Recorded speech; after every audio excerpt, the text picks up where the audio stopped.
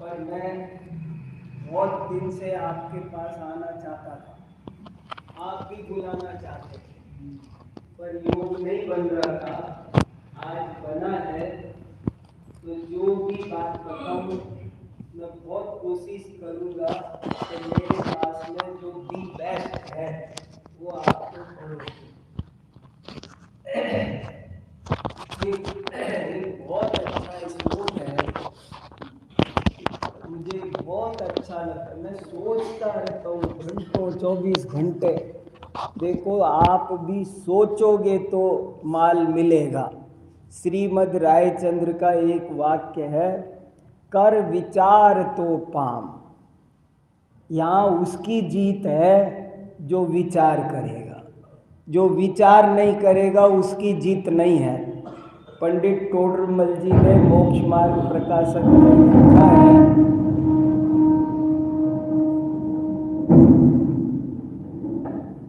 कि तत्व विचार वाला ही सम्यक्त का अधिकारी है। 100 बात की एक बात लिख दी उन्होंने, तत्व विचार वाला ही। हम सुनते हैं, पढ़ते हैं, करते हैं, जाते हैं, जब सब करते हैं, पर एक काम नहीं करते हैं, विचार। एकांत में सोते जागते हमेशा वो विचार चलना चाहिए। तो आप विचार करोगे तो पाओगे, और थोड़े में बहुत पाओगे। धवला में ऐसा लिखा है 9वीं पुस्तक में कि एक अक्षर मात्र श्रुत ज्ञान भी केवल ज्ञान को देने में समर्थ है। एक लाइन पढ़ लो, एक लाइन, 100 पढ़ने की जरूरत नहीं, मगर उसका विचार गहरे से होना चाहिए। देखो क्या श्लोक सुनाया मैंने अभी, सतेन गुणिता आयाति सहस्रेण तु तिष्ठति सहस्राणाम सहस्रेण प्रेत्य चेह च तिष्ठति। कोई विद्या ज्ञान 100 बार पढ़ो तो समझ में आता है, 1000 बार पढ़ो तो टिकता है, और 1,00,000 बार पढ़ो तो अगले जन्म में जाता है। अब आप देखो क्या करना, समझ में आया? 100 बार मुझे समय सार समझना है। 100 बार पढ़ोगे तब तो समझ में आएगा, एक बार पढ़ने से समझ में भी नहीं आएगा। 1000 बार पढ़ोगे तो टिकेगा, और 1,00,000 बार पढ़ोगे तो अगले जन्म में साथ जाएगा। अब बताओ, आपको हमको साथ ले चलना है कि नहीं ले चलना है? इस पंचम काल में इस भव से तो कार्य सिद्धि पूर्ण होनी नहीं है, तो अगले जन्म में ये जो तत्व के गहरे संस्कार लेके जाना है, इसके लिए हमें लाखों बार दोहराना है। सोते जागते वही चिंतन चलना चाहिए।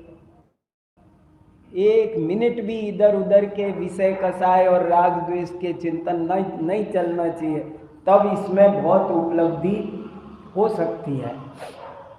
तो ऐसा ही बहुत ज़्यादा चिंतन करने लायक ये श्लोक है, मोक्ष मार्गस्य नेतारम भेत्तारम कर्म भूभृताम ज्ञातारम विश्वतत्त्वानां वंदे तद्गुण लब्धये। अगर कोई मेरे से पूछे कि नमोकार मंत्र जैसा और कौन सा जप है, जैसे नमोकार मंत्र एक गाथा है और सारी दुनिया इससे परिचित है, जगह जगह हर कैलेंडर पर हर जगह, कोई जैन समाज का एक बच्चा ऐसा नहीं है जो नमोकार मंत्र से अपरिचित हो। अगर नमोकार मंत्र जैसी कोई दूसरी गाथा छंद बताना हो तो आप क्या बताओगे? तो मैं ये बताऊंगा, ये उसके टक्कर का है और आप गहराई में जाओगे तो इसमें पूरा तत्व ज्ञान भी भरा हुआ है। मोक्ष क्या?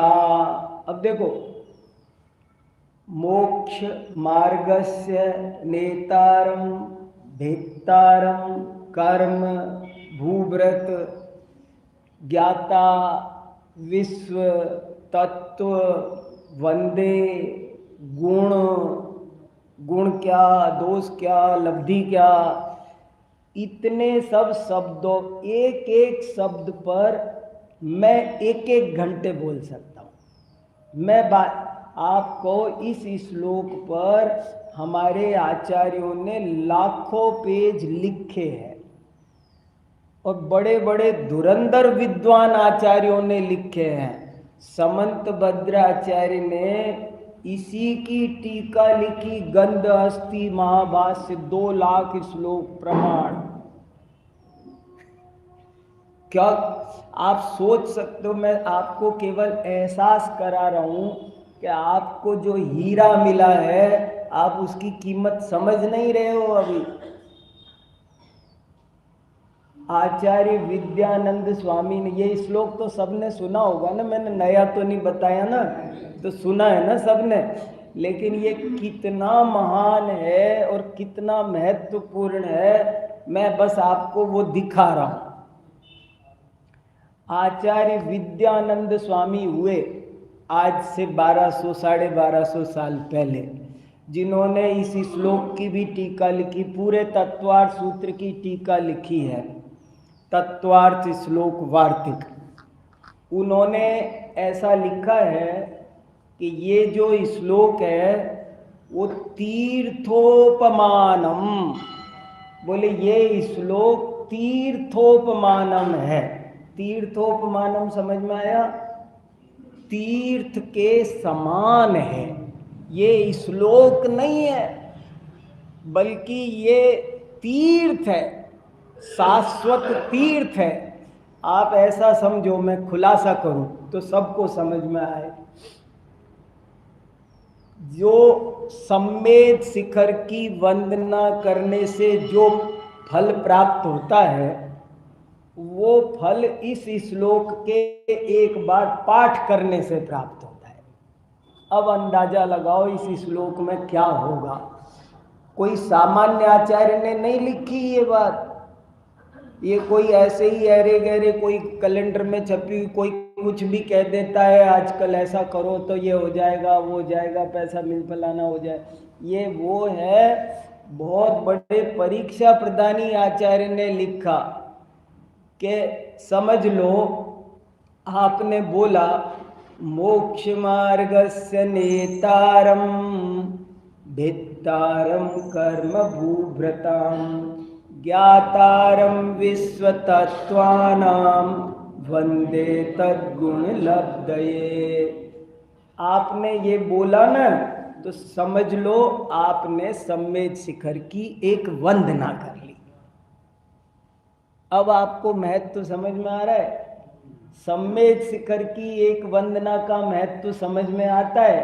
मगर इस श्लोक को एक बार पढ़ने से सम्मेद शिखर की वंदना का फल मिलता है, ऐसा आप्त परीक्षा ग्रंथ में साफ साफ लिखा है। इसमें बहुत माल भरा है, निकालने की ताकत है। एक दिन मेरे को किसी ने पूछा ऐसे ही, कितना भरा है? मैं बहुत भरा करता। तो मैंने कहा कि अच्छा तुम ये बताओ, कामधेनु कितना दूध देती है? कामधेनु कितना दूध? उसने मेरे से प्रश्न पूछा तो मैंने उससे प्रति प्रश्न पूछा कि तुम बताओ कामधेनु कितना दूध देती है। अब वो क्या उत्तर दे, वो तो है ही कामधेनु। मैंने कहा इसका उत्तर है जितना तुम्हारी चुटकी में ताकत हो। और क्या? ऐसे ही इस श्लोक में कितना भाव भरा है कि जितना तुम निकाल सको। इसमें तो बता दिया ना आपको, पूरा द्वादशांग है। कहते हैं ना, एक बीज में वट वृक्ष है, ऐसे मुहावरे लोकोक्तियां बहुत सुने होंगे, लेकिन उनका कोई एप्रोप्रिएट एग्जाम्पल है, कोई उपयुक्त उदाहरण है तो वो ये श्लोक है। बहुत भंडार भरा है इसमें, इसके शब्दार्थ में ही बहुत भंडार भरा है, फिर इसके व्याख्या में, इसके भावार्थ में, और इसके और विशेषार्थ में, इसके विधि में, इसके निषेध में बहुत कुछ भरा है। नमोकार मंत्र की तरह ही इसमें भी किसी व्यक्ति विशेष को नमस्कार, इसमें किसको नमस्कार है? किसी को नहीं, और सबको है, किसको नहीं? इसमें किसको नमस्कार है? किसी को नहीं। और किसको नहीं? जो भी नमस्करणीय है वो सब आ गए। एक देश सर्वदेश की विवक्षा लगा दो तो कोई बचा ही नहीं। जो एक देश है, पूरे पंच परमेष्ठी भी आ गए इसमें, इसमें नमोकार मंत्र भी समा गया। जो मोक्ष मार्ग का नेता हो, जो वीतराग सर्वज्ञ हितोपदेशी हो, तो पूर्ण हो, चाहे एक देश हो, पूर्णता पूज्य है तो उसका एक देश भी पूज्य है। ऐसे करके इस श्लोक में बहुत भाव भरे हैं और बड़ा भारी संदेश छुपा हुआ है। ये श्लोक के, इस श्लोक के हजारों लाखों अनुवाद हुए हैं, लाखों।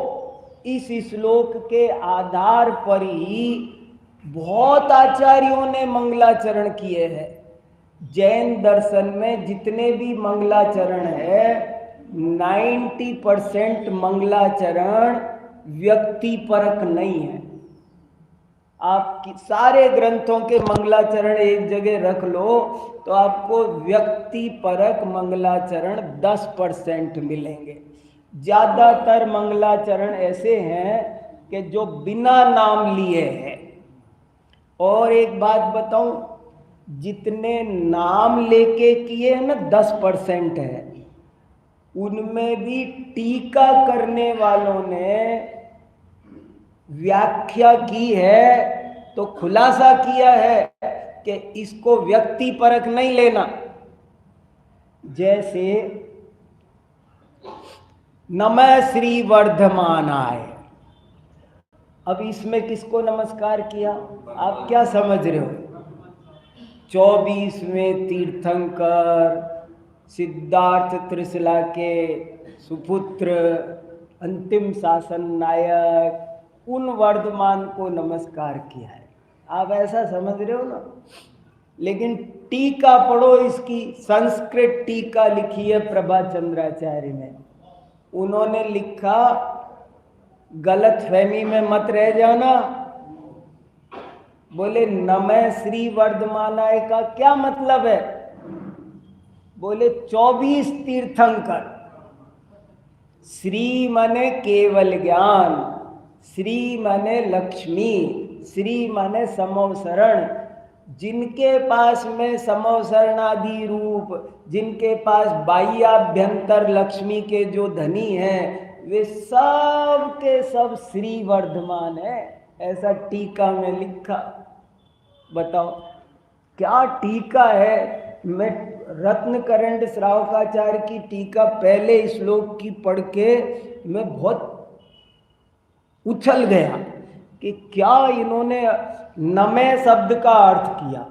उन्होंने, अब नमे माने क्या, इस पर 3 दिन गोष्ठी होनी चाहिए। नमे का एक शास्त्र है, कौन नमस्कार करे, किसको करे, क्यों करे, कैसे करे, जरूरत क्या पड़ी। नमस्कार का बड़ी कला है वो, और उन्होंने बहुत अच्छे से खोला कि नमः श्री वर्धमानाय का मीनिंग समझो। अब जैसे मैंने अभी आपसे कहा ना कि एक ग्रंथ 1000 बार पढ़ो, तो अब नमः श्री वर्धमानाय को दिमाग लगाओगे तो इसमें से ही आपको, जैसे सूरज में से किरणें निकलती है और दूर दूर दूर दूर तक चली जाती है, परमाणु बम में जैसे विकिरण होता है ना, ऐसे इनमें विकिरण होता है, बहुत माल इनमें निकलेगा। बोले नमे का अर्थ किया तो उन्होंने कहा नमे माने क्या? अकेला द्रव्य नमस्कार लोगे तो ये अधूरा अर्थ है, अपूर्ण है। आपने विकलांग कर दिया गाथा को। आपने श्लोक को, जो श्लोक समंत भद्र महाराज में कहना चाहते थे जो बात, आपने उसको विकलांग कर दिया।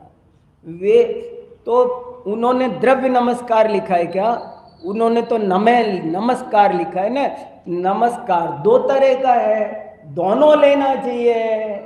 द्रव्य नमस्कार, भाव नमस्कार, निश्चय नमस्कार, व्यवहार नमस्कार, तब ना अर्थ पूरा होगा।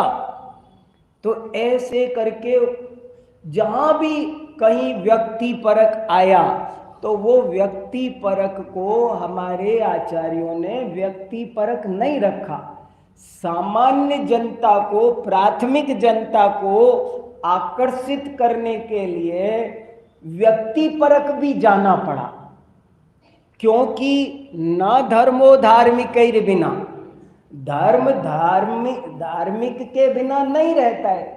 गुणों की पूजा, जैन दर्शन व्यक्तिवादी नहीं है, गुणवादी है। गुणों की पूजा में विश्वास करता है, लेकिन गुण कहीं अधर्म में नहीं रहते। गुण किसी न किसी गुणी में ही रहते हैं। इसलिए प्राथमिक जीवों को समझाने के लिए गुणी के माध्यम से बात की, लेकिन वास्तव में सब आत्मा बराबर है। जो गुणों को प्रकट कर ले वो पूज्य होता है। इसलिए पूज्य तो वास्तव में गुण हुए। गुणः एव गुणीषु पूज्या न च लिंगम न च वयः। गुण ही, गुणी में भी, गुणी की पूजा में भी वास्तव में गुण ही पूज्य होते हैं। गुणी तो सब बराबर से है, एक से है। इसलिए इस श्लोक में बहुत भाव भरे हैं। और जितने व्यक्ति परक आए ना, अब जैसे मान लो 24 तीर्थंकर भगवान की पूजा की जयमाला है। उस जयमाला में क्या काम किया उन्होंने कि जय ऋषभ देव ऋषि गण नमंत। तो ऋषि गण नमंत ऋषभ देवी है क्या?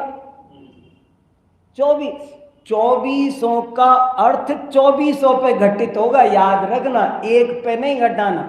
जय अजित जीत वसु अरि तुरंत, तो ये वसु अरि जीतने वाले अजितनाथी है। माने देखो, अब इसका हिंदी अनुवाद लिखो। किसी को कहो कि इस जयमाला का हिंदी अनुवाद लिख दो, तो वो कैसा अनुवाद लिखेगा? ऋषभ देव को ऋषिगण नमस्कार करते हैं, अजितनाथ को अजितनाथ आठों कर्मों का नाश करते हैं। ऐसे वो एक एक पर एक एक घटा देगा। मैं अनुवाद करूंगा तो कैसा करूंगा? मैं करूंगा ऋषभ देव, अजितनाथ, संभवनाथ, अभिनंदन, ये 24 तीर्थंकर ऋषिगण द्वारा नमे जाते हैं, 8 कर्मों को जीत चुके हैं, भाव भय को करत चूर हैं, अभी आनंद के पूर हैं, सुमति दयाल है। समझ, जो 24 पर जो क्वालिटी घटित की है, आप सबको समझ में आया क्या? मैं कह पाया क्या? कि जो लोग तो क्या करेंगे, एक एक पर एक एक घटाएंगे वो पूजा में, लेकिन वो एक एक पर एक एक नहीं है। वो जो एक के लिए बात कही है वो 24 के लिए है। समझ में है? जय ऋषभ देव ऋषिगण, अब पढ़ के देखना तो आपको आनंद आएगा। जय ऋषभ देव ऋषिगण नमंत, अजित जीत वसु अरि तुरंत, संभव भव भय करत चूर। तो संभव ही भव भय करत चूर है, ऋषभ देव नहीं है। अभिनंदन आनंदपुर, अभिनंदन ही आनंदपुर है कि 24 है। इसलिए ये जितनी लाइनें हैं वो एक पर नहीं घटाना, 24 पर घटाना, तब आपको उसका पूजा का आनंद आएगा। इनमें सब में एक तो कर विचार तो पाम, जो सोचेगा जिन खोजा तिन पाइया, गहरे पानी पैठ, जो डूबेगा सो पाएगा। ध्यान जाना चाहिए एक एक शब्द पर, क्या सुन रहा हूं। या कानों पे चुंगी चौकी बिठाओ एक, मैं ऐसे कहता हूं मेरे विद्यार्थियों से कि यहाँ कानों पे एक चुंगी चौकी बिठाओ। चुंगी चौकी जानते हो, आजकल तो रही नहीं, शायद बदला गया जमाना सब। पहले गांव के बाहर, नगर के बाहर एक चुंगी चौकी हुआ करती थी। कोई भी माल आए तो वो रोकता था, बिल दिखाओ, यहाँ का लोकल टैक्स जमा किया कि नहीं, वो जमा करो तब एंट्री देंगे। ऐसे ही कान पर चुंगी चौकी बिठाओ, जो भी सुना उससे पूछो, अपना आई कार्ड दिखाओ, बिल दिखाओ, हु आर यू, तुम्हारा क्या मीनिंग है, तुम्हारा अर्थ समझाओ मुझे। मैं अर्थ समझे बिना तुम्हें अंदर एंट्री नहीं दूंगा। थोड़े दिन में ज्ञानी बन जाओगे। कोई भी चीज, अब अभी मैं सुन रहा था पूजा, अनर्घ पद प्राप्ताय, अनर्घ पद प्राप्ताय नहीं, अनर्घ पद प्राप्त्यई। वो देखो, क्षुधा रोग विनाशनाय, ये ठीक है। कामवाण विध्वंसनाय, ये ठीक है। काम वाण विध्वंस के लिए, सब में चतुर्थी लगेगी ना। जिसको थोड़ा सा संस्कृत का परिचय होगा उसको पता चलेगा सब में चतुर्थी लगेगी। अक्षय पद प्राप्ता है, ये बिल्कुल सही है। जन्म जरा मृत्यु विनाशनाय, बिल्कुल सही है, चतुर्थी लगी हुई है। मगर अनर्घ पद प्राप्ताय करोगे तो वही भगवान का नाम हो गया। वो प्राप्ति, अनर्घ पद प्राप्ति के लिए, प्राप्त्यई, अनर्घ पद प्राप्त्यई, समझ में आया। प्राप्ति में चतुर्थी लगेगी ना, वो इकारांत है, अकारांत नहीं है। अकारांत में आय बनता है, इकारांत में आय नहीं बनता है, इकारांत में आई बनता है।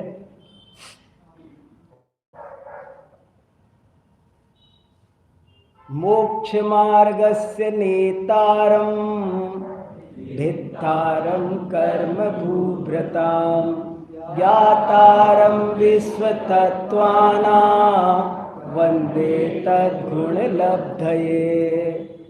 बहुत सरस, बहुत गंभीर, बहुत गहरा, इसी का तो अनुवाद है।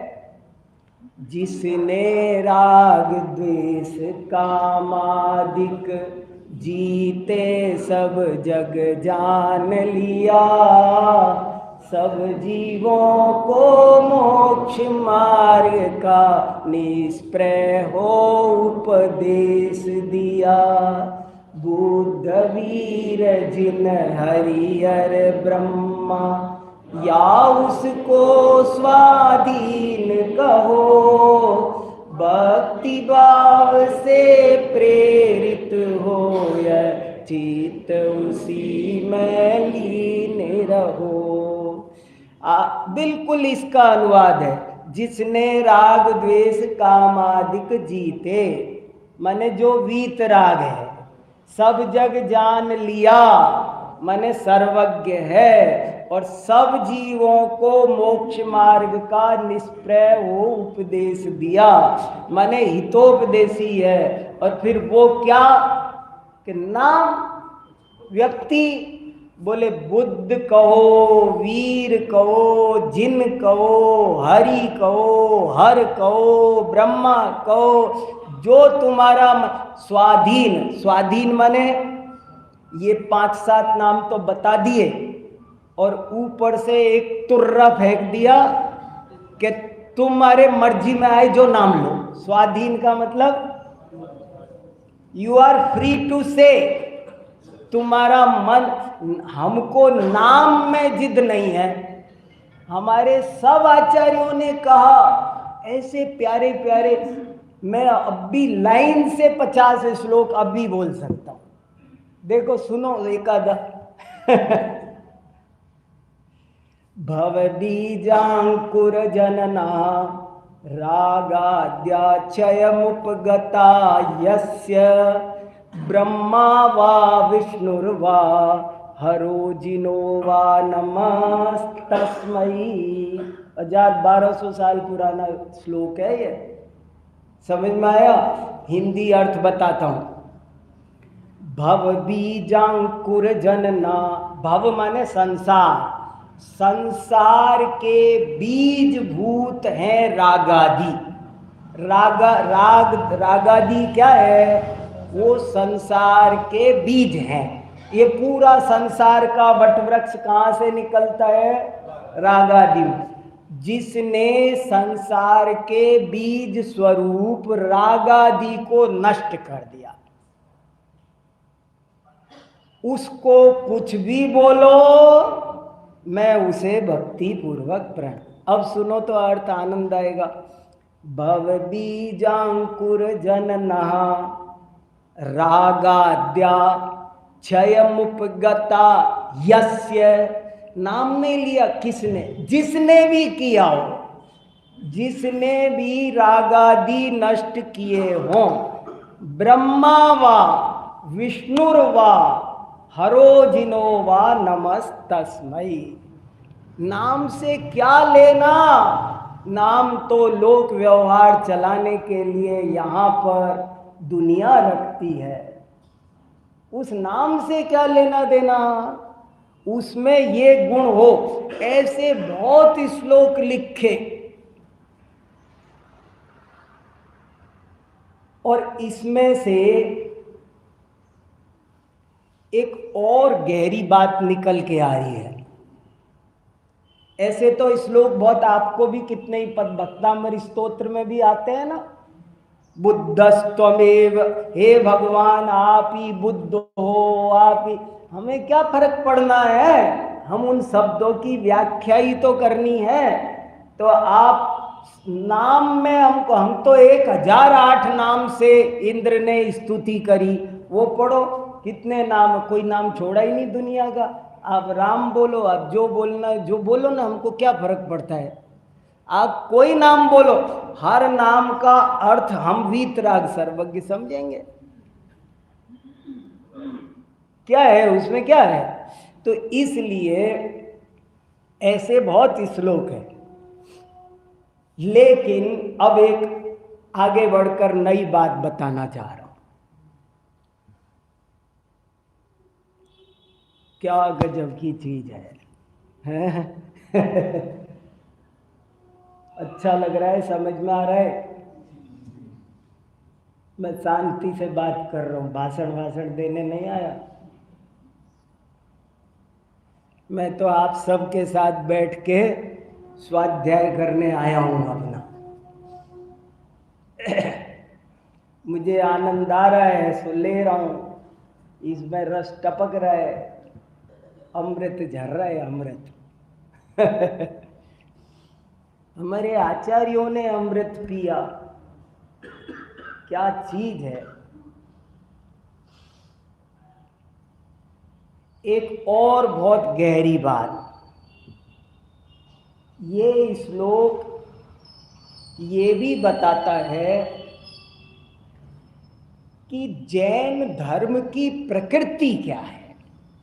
जैन धर्म कोई और धर्मों जैसा एक संप्रदाय मात्र नहीं है, बल्कि ये तो एक विज्ञान है। ये श्लोक ये भी सिद्ध कर रहा है। क्या कहा, फिर से कहता हूँ, बहुत इंपॉर्टेंट बात। ये श्लोक ये बताता है कि जैन धर्म की प्रकृति क्या है, उसका स्वभाव कैसा है। वो दुनिया में बहुत धर्म है और रोज नए बनते हैं, और कितने बनकर काल के गाल में चले गए, वो कितने आने वाले हैं, क्या क्या दुनिया में तमाशा। मगर ये जो जैन धर्म है, जैन दर्शन कोई एक संप्रदाय मत जैसा मत संप्रदाय बाड़ा कोई ऐसा नहीं है, बल्कि ये एक विशुद्ध विज्ञान है, ये साइंस है, ये परीक्षा प्रधानी है। और इस श्लोक में से निकल गया कि हम तो परीक्षा प्रधानी, हम विज्ञानवादी हैं। विज्ञान कैसा होता है जानते हैं? मैं ऐसे कहता हूँ कि जैसे साइंस टीचर ने पढ़ाया कि H2O बराबर वाटर, तो अब साइंस का स्टूडेंट क्या करता है? ऐसे ही नहीं मानता, मान ले तो टीचर भी खुश नहीं होता, डांटता है उसको, टीचर भी खुश नहीं होता। मान लो कहा और एक बच्चा बोले यस सर, वो यस सर कुछ नहीं होता। साइंस के स्टूडेंट हो, लेबोरेटरी में जाओ। वो लेबोरेटरी, अच्छा विद्यार्थी कौन है? जो लेबोरेटरी में जाएगा, हाइड्रोजन ऑक्सीजन परख नली में डालेगा, मिलाएगा, तब पानी बन जाएगा, तो बोलेगा अब सही है। माने एक जैन दर्शन बहुत बड़ा विज्ञान है। वो यहाँ पर तीर्थंकर भी कहते हैं कि तुम मेरी बात मेरे कहने से मत मानो, मान भी लोगे तो बेटा भला नहीं होगा, ऐसे मेरे कहने से मानने मात्र से भला नहीं होगा। भला तब होगा जब तुम स्वयं परीक्षा करके निर्धार करोगे तो तुम्हारा भला होगा। इसलिए हमको स्वयं जैन दर्शन हम बहुत बड़ा विज्ञान है। ये कहता है परीक्षा प्रदानी है।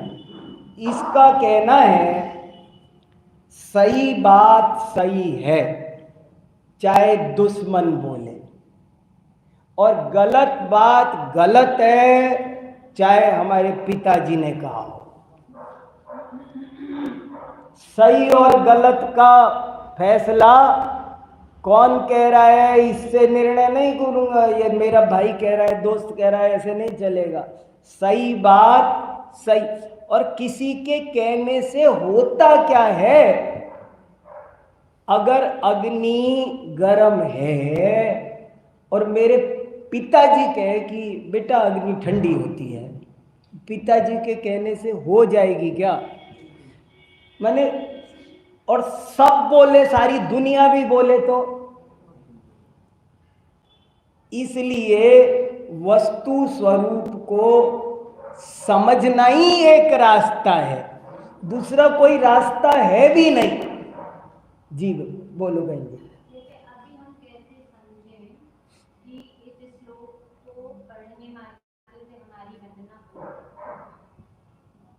बहुत अच्छा, दे रहा हूँ उत्तर, धीरे धीरे दूंगा, जरूर दूंगा। वाह, थोड़ी देर आप भी सोचो। आत्मा ही अपना गुरु है। मैं दूंगा उत्तर, घबराओ नहीं। आप मेरा उत्तर समझे? दे दिया मैं बहुत गजब का उत्तर। मेरे साथ घटा है हजारों बार। जब आपको प्रश्न पैदा हो ना, एक रामबाण चाबी दे जाता हूं आपको। उत्तर कौन देता है?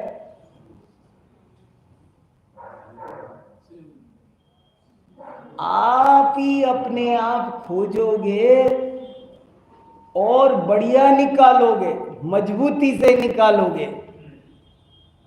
पर अच्छा प्रश्न है कि इस श्लोक, प्रश्न क्या है आपको सबको सुना देता हूँ, नहीं सुन पाए हो तो। प्रश्न है कि इस श्लोक के पाठ करने से सम्यक शिखर की वंदना का फल कैसे मिलता है। सब लोग चिंतन करना, कैसे मिलता है, उससे क्या मिलता है, वही इससे मिलता है क्या, कैसे मिलता है।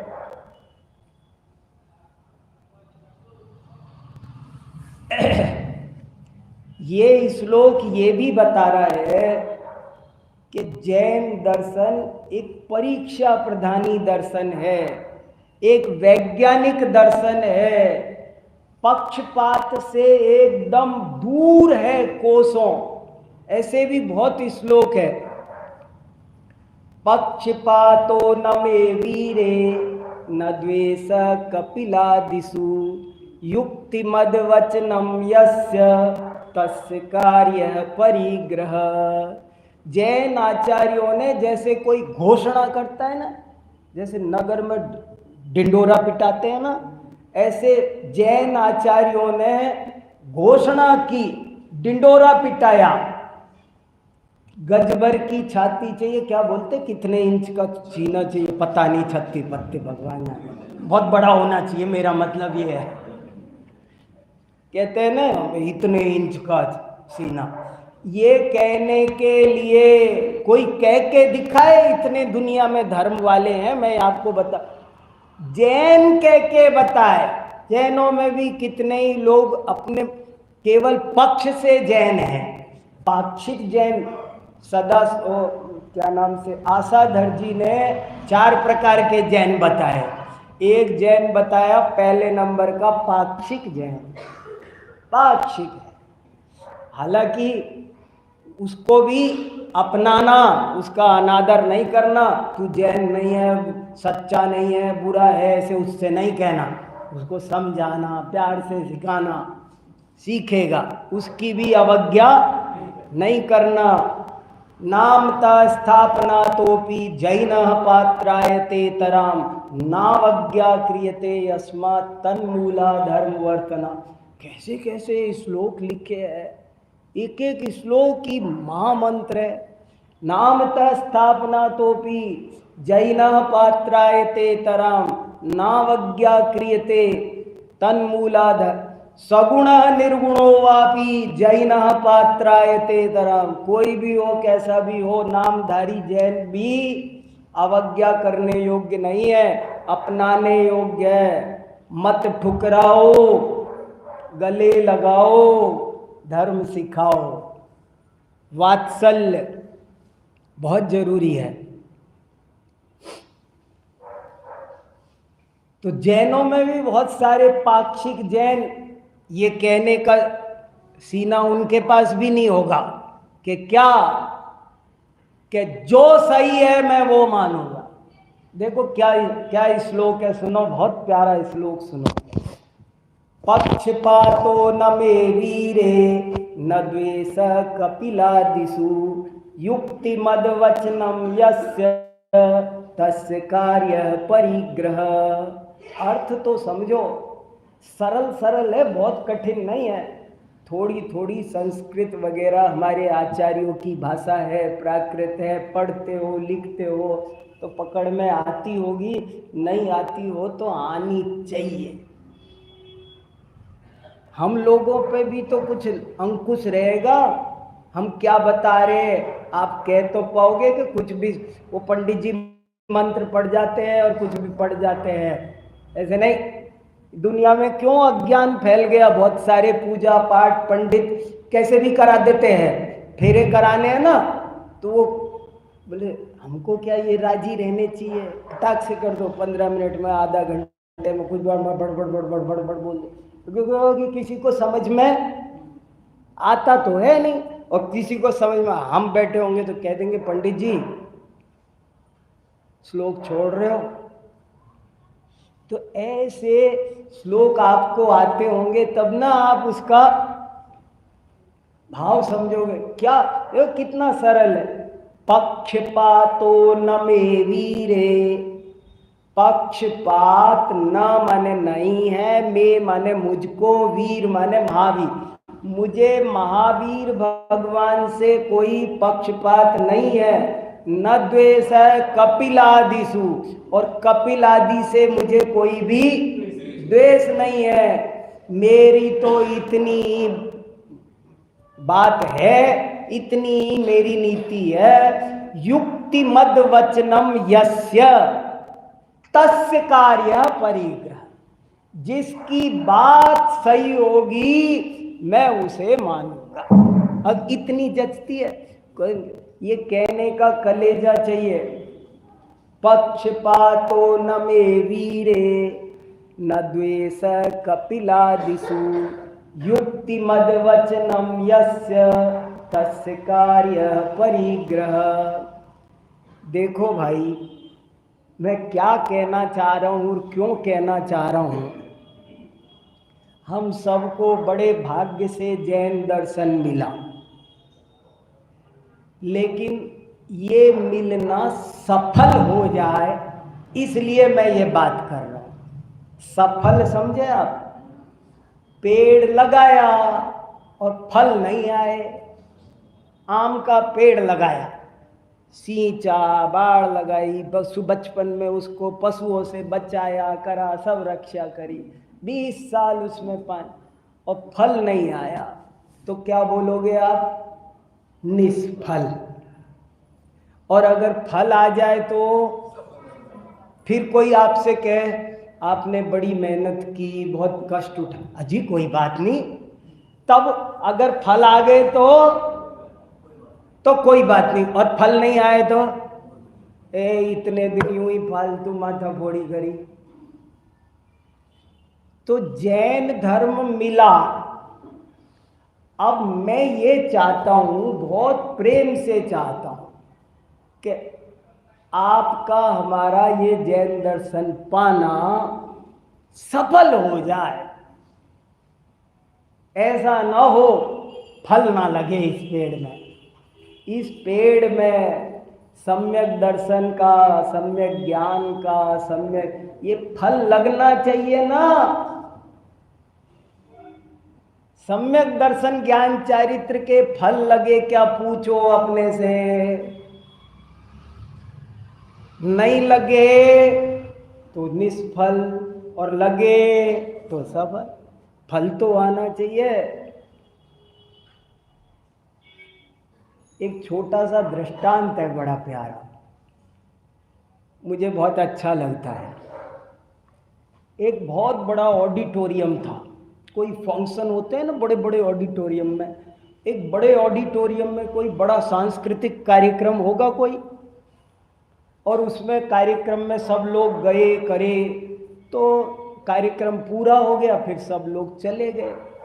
कोई एक आदमी ऐसा भी गया था जिसके आंखें नहीं थी, अंधा था, और वो अंधा गया तो किसी ने उसकी ओर ध्यान नहीं दिया और वो अंदर ही रह गया, और सब के सब तो चले गए। अब वो कैसे निकले? उसको गेट दी, हालांकि उसके चारों तरफ गेट थे, एग्जिट एग्जिट, बड़े ऑडिटोरियम में कितने एग्जिट पॉइंट होते हैं, लेकिन उसको तो दिखे ही नहीं। अब वो बीच में है, अब ऐसे ऐसे हाथ मार रहे, कर रहे, खूब कर रहे हो। बहुत देर हुई, कई घंटे बीत गए, ये चल भी लिया कई किलोमीटर, पर उसको तो कहीं पर भी निकलने का रास्ता, आवाज भी दे रहा है, अरे कोई है क्या, अरे कोई सुनते हो क्या? ना तो कोई सुन रहा है, ना उसे रास्ता मिल रहा है, और उसकी समझ में नहीं आ रहा कि अब क्या करे। उसको ये विश्वास हो चला कि अब आज तो मेरी प्यास भी लगी आई, पसीने भी आ गए, पसीने में लथपथ हो गया, प्यास लगी आई और प्राण कंठ में आ गए। उसे लगा ये सब मुझे छोड़ के चले गए, रास्ता मुझे मिल नहीं रहा, और आज तो मैं यहीं पर मर जाऊंगा, ऐसा उसे लग रहा था। और बहुत चिल्ला रहा था, कोशिश कर रहा था, हाथ पैर मार रहा था। ऐसे हाथ पैर मारते मारते एकाएक उसका हाथ दीवार पे जा लगा, ऐसे दीवार पे हाथ जा लगा। वो खुश हो गया, दीवार मिल गई। समझ गए खुश क्यों हो गया? दीवार मिली है तो द्वार भी मिलेगा, मिलेगा। दीवार मिल गई, दीवार ही तो मिलना कठिन था, वही तो नहीं मिल रही थी। दीवार मिल गई है। जो सूरज डूब रहा था वो आशा का सूर्य फिर से उदित हो गया कि अब कोई चिंता की बात नहीं है। दीवार मिली है तो द्वार भी जरूर से जरूर मिलेगा। कोई बात नहीं, सांस ली, हाँ, चैन में चैन आया। और वो उस दीवार को चुपचाप पकड़ता पकड़ता बोले कहीं तो द्वार आएगा। दीवार को पकड़ते धीरे धीरे दीवार के सहारे सहारे चलने लगा, चलने लगा, चलने लगा। बहुत बड़ा ऑडिटोरियम था ना, चलता गया, चलता गया। लेकिन जब एग्जिट पॉइंट आया, गेट आया ना, उस समय उसके सिर में खुजली हुई और उससे गलती क्या हुई, रुक के कर लेता खुजली भी, लेकिन उसने क्या किया, दीवार से हाथ हटाया, चलता रहा और खुजली करके फिर हाथ लगाया। तब तक गेट निकल गया। फिर दीवार हाथ लगाते लगाते चलते जा रहा है, अभी तक नहीं आया। आएगा, कोई बात नहीं, दीवार मिली है तो द्वार मिलेगा, आएगा। फिर चलते जा रहा है। फिर अगला एग्जिट पॉइंट पे भी यही हो गया, अगले एग्जिट पॉइंट पर भी यही हो गया, फिर अगले पर भी यही हो गया।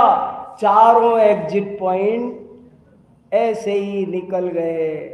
चक्कर लगा रहा है, दीवार मिली पर द्वार नहीं मिल रहा।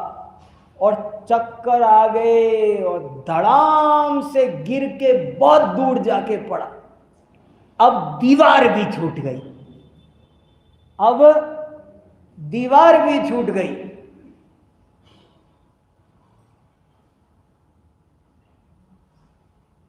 किसकी कहानी है?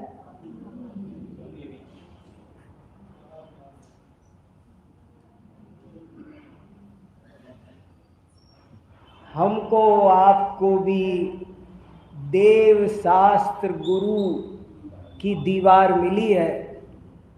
देव शास्त्र गुरु रतन शुभ, तीन रतन करता। ये तीन का मिलना कब सफल हो? जब वो तीन मिले। ये तीन दीवार है और वो तीन द्वार है।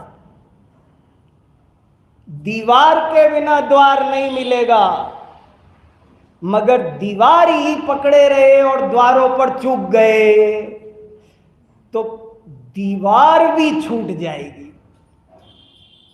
हाथ से कभी दीवार भी न छूट जाए। कहाँ कहाँ अपन भटकते रहे 84 लाख योनियों में, कुगुरु कुदेव में। आज हमको देव शास्त्र गुरु का समागम मिला। बताओ, दीवार मिली है, अब क्या होगा उसका? दीवार भी छूट गई और वापस बीच में पहुंच गया।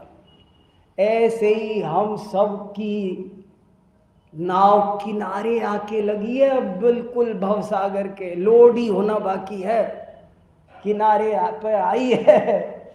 मगर कोई ऐसी गलती ना हो जाए कि फिर से भंवर की ओर चली जाए। तो क्या करे? ये दीवार पाना सफल हो जाए, क्या करे?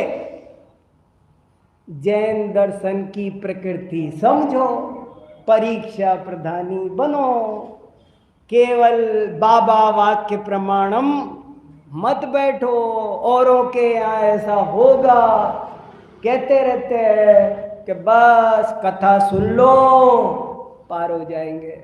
यहाँ तो भगवान भरोसे पड़ा रहा, पड़े रहना बेटा, 10 जन्म पड़े रहना। यहाँ उद्धार किस दिन होगा, किस दिन होगा बताओ? कोई नहीं करेगा, आत्मा ही आत्मा का गुरु है। अपना हाथ जगन्नाथ अपना आत्म बलम बलम पर बलम दुर्बलम। क्या युक्तियां लिखी है? समझ में है क्या बोला? आत्म बलम बलम पर बलम दुर्बलम। पर का बल कोई बल है? वो एक शेर है, उसका कद कोई ईमानदार कर्मचारी कह रहा है बेईमान तरक्की कर रहा है, तो उसका कद मेरे कद से भी ऊंचा है। पास जाकर देखा वो किसी औरों के पैरों पर खड़ा है।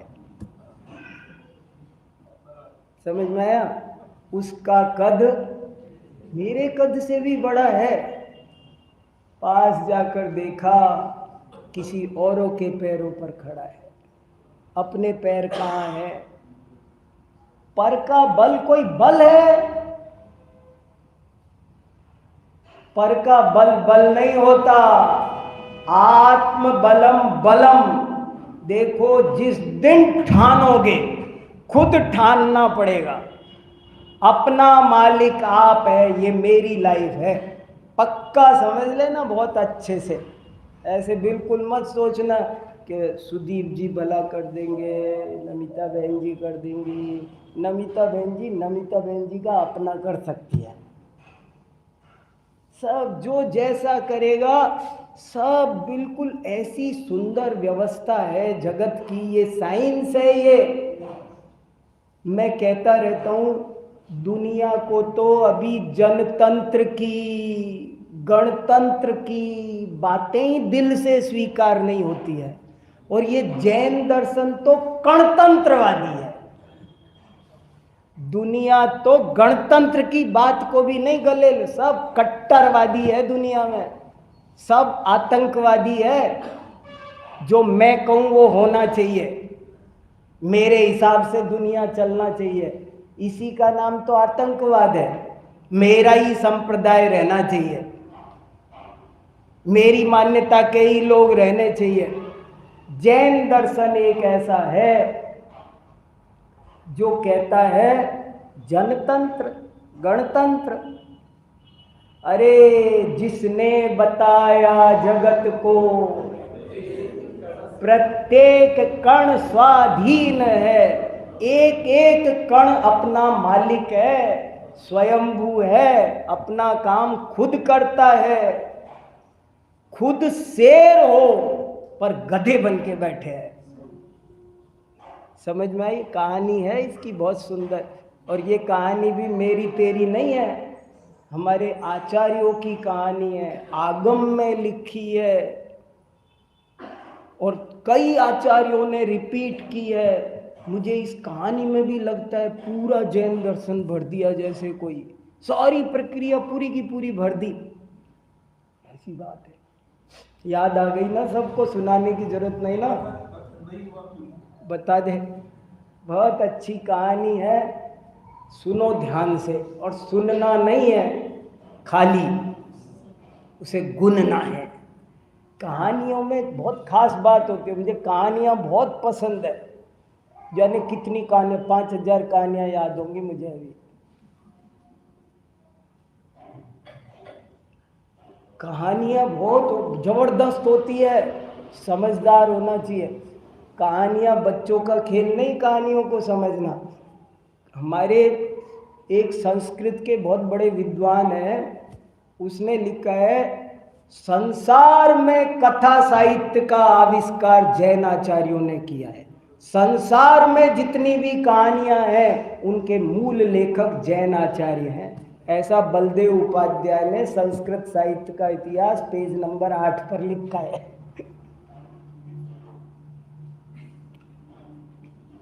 बहुत कहानियां।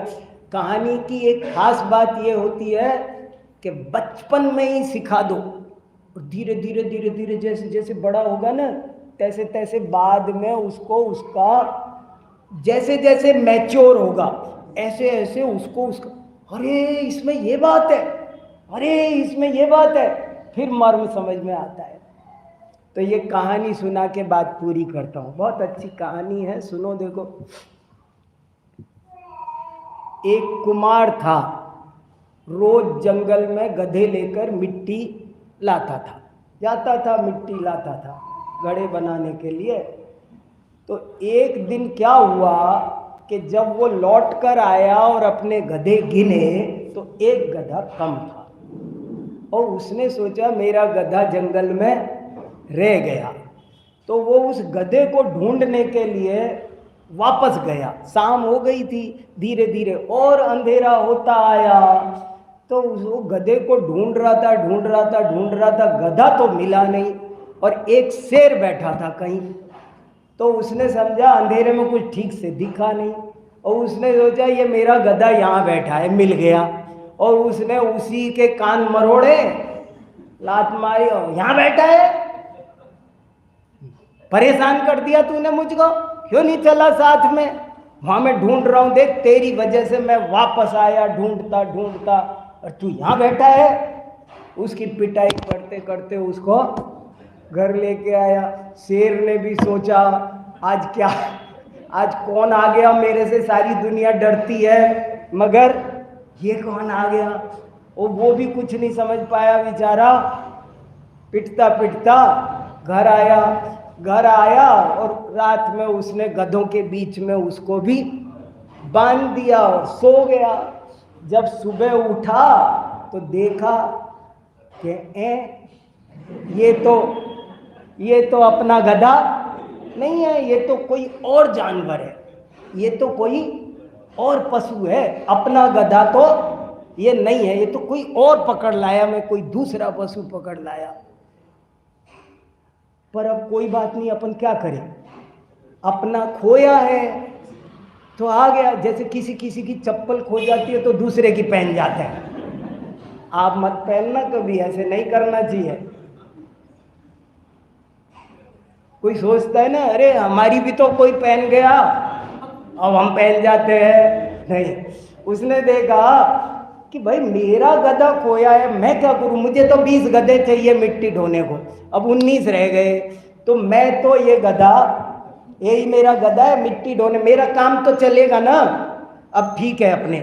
तो वो उस गधे को घास खिलाता, गधों के साथ ही रखता, वैसा ही व्यवहार करता और उनको ले जाता, उसके ऊपर मिट्टी लादता, लेके आता, सब चलता रहा। दिन पर दिन बीत गए, महीनों बीत गए, चलता रहा ऐसे ही।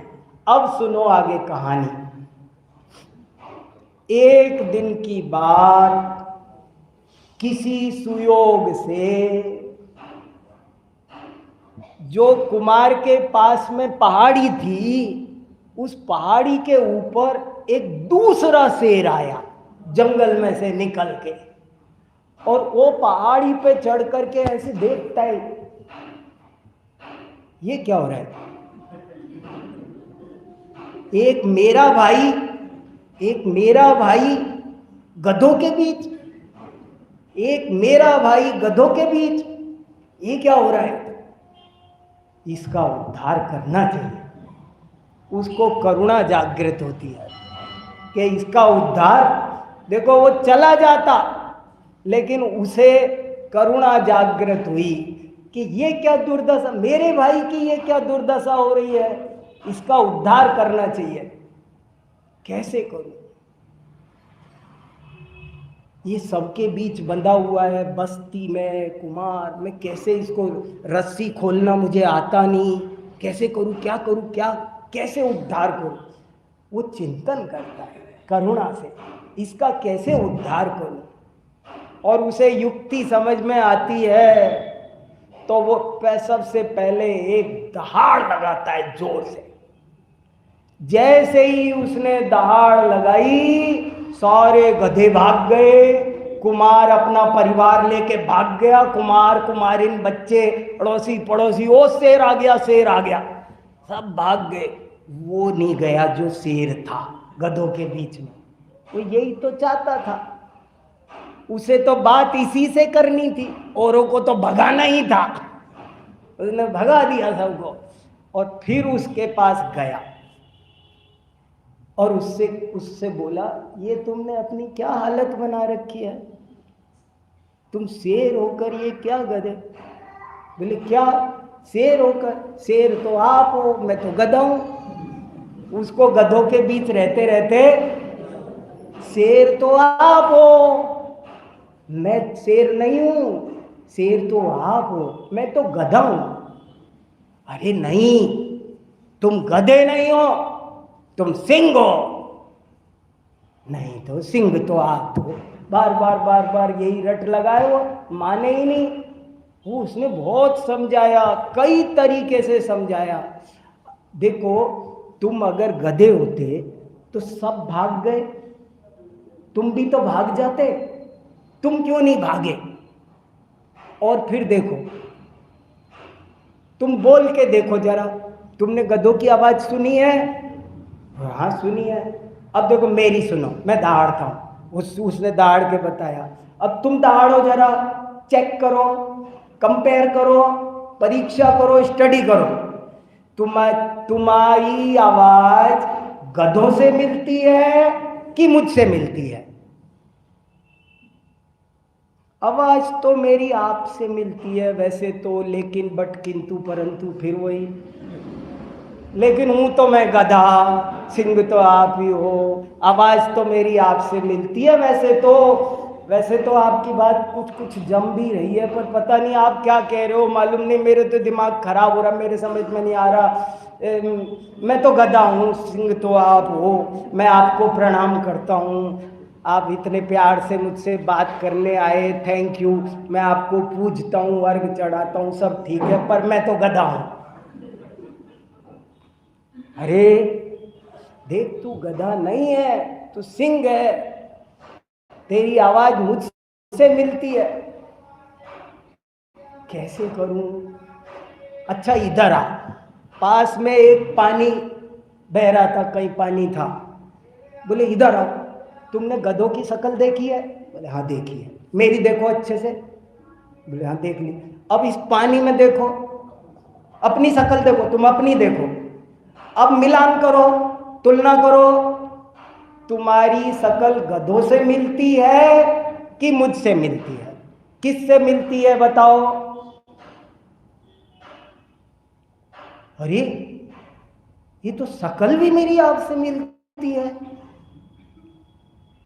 क्या मैं सचमुच सिंह हूं, मैं गधा नहीं हूं?